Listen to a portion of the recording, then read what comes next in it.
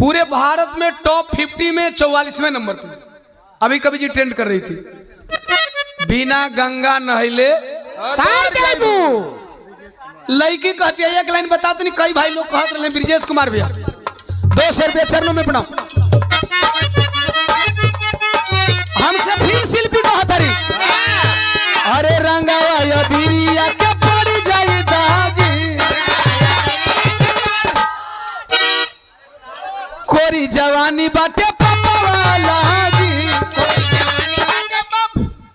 हम कहली अरे लाभर बनाई लहर जाई दू,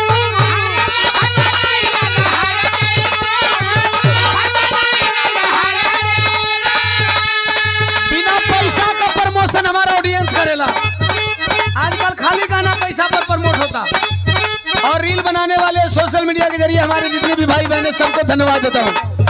अरे लाभर बनाई लहर जाई दू,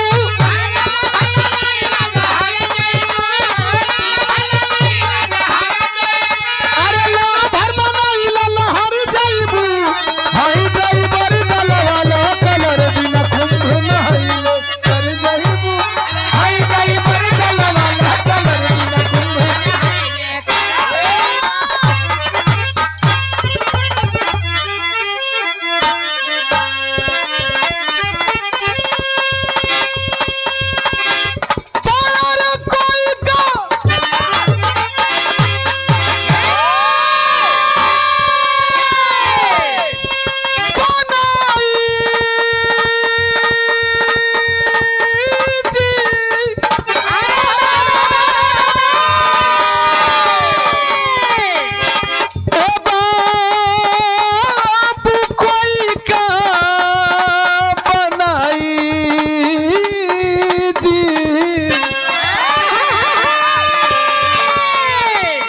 भीम जी बनवले हो जवान, बाबा बनवले जवान, अरे कोई का